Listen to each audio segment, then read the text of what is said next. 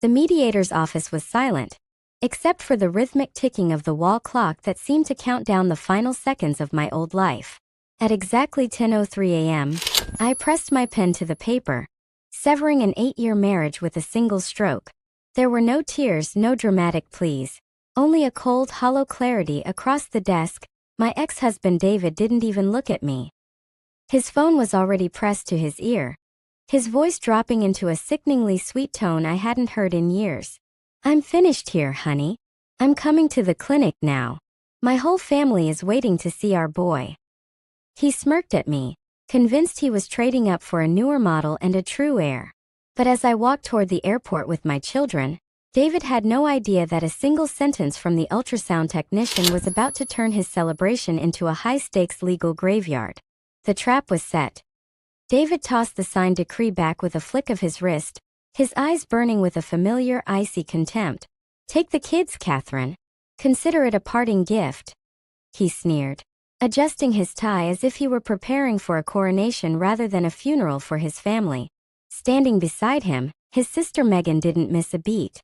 "What isn't yours, you eventually have to return," she chirped, her voice dripping with artificial sympathy.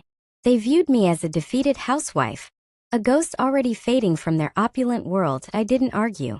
Instead, I calmly placed the heavy brass keys to our estate on the mahogany desk and pulled 2 navy blue passports from my bag. "The visas were approved this morning," I said, my voice as steady as the hand that had just signed away my past.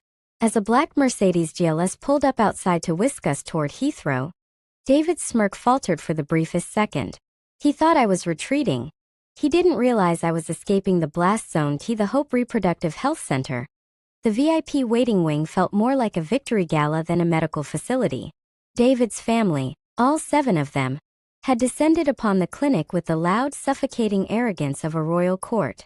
His mother, Linda, clutched Allison's hand, beaming as if she were already holding the crown jewel of the family lineage. "Only a healthy boy for our David," she proclaimed, while Megan draped an expensive silk shawl over Allison's shoulders, treating the mistress like a sacred vessel. Allison sat enthroned on the leather sofa, her face glowing with a smug, practiced innocence that made my stomach churn even from a distance. David stood nearby, his chest puffed out, already bragging to the nursing staff about the proper air he was finally getting. They were laughing, trading jokes about my failed marriage, and planning the future of a child they hadn't even seen yet. They were so blinded by their own triumph that none of them noticed the storm clouds gathering behind the doctor's office door. The ultrasound room was clinical, white, and suffocatingly quiet, save for the rhythmic hum of the monitor.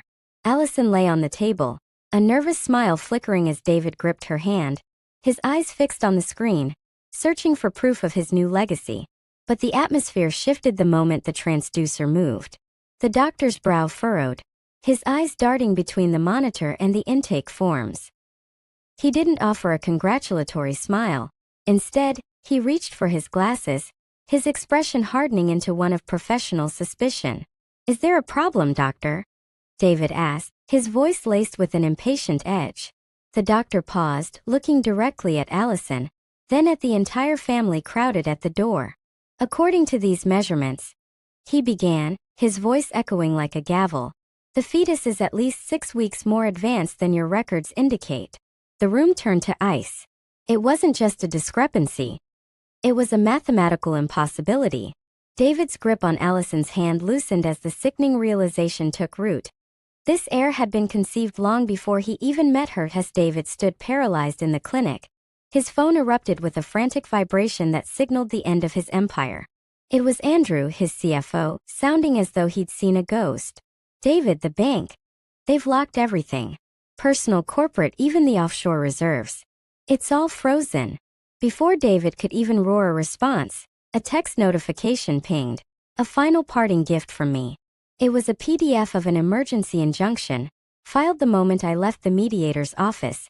The evidence was exhaustive. Every cent he'd siphoned from our marital accounts to fund Allison's luxury condo and prenatal jewelry was laid bare as corporate embezzlement. I hadn't just left him. I had strategically dismantled the financial scaffolding of his life. As his family began to realize that the heir was a fraud and the fortune was a fantasy, The $10 million contracts began to vanish like smoke. The earthquake had hit, and David was standing exactly at the epicenter of a self-inflicted ruin. The family of 7 didn't just walk away. They fled like rats from a sinking ship. When the IRS agents arrived at the clinic to serve David with an audit notice, his mother and sister were the first to make excuses, leaving Allison sobbing in the hallway. The luxury condo, the one David had boasted about, was no longer a sanctuary. It was evidence. Because he had used corporate capital for personal gain, the bank had already begun the foreclosure process, turning his grand romantic gesture into a legal liability. David sat on a cold plastic chair in the lobby, the weight of a $1.5 million deficit pressing down on him like a physical blow. The mistress who had promised him a new life now refused to meet his gaze, her silence confirming every suspicion. Every bridge David had burned, every contract he had neglected and every loyalty he had betrayed, had finally caught up to him. He was no longer a king. He was a man standing in the wreckage of his own arrogance. High above the Atlantic, the cabin of the plane was a sanctuary of soft humming and dim lights.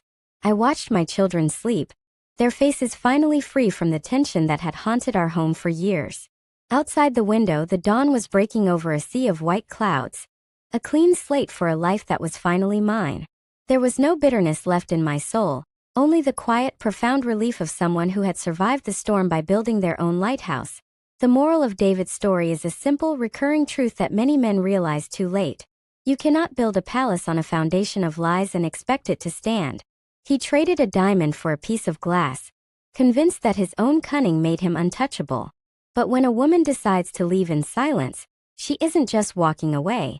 She's taking the ground with her. Justice isn't always a loud explosion. Sometimes it's just the quiet peace of a fresh start. This is Justice Valley. Stay vigilant.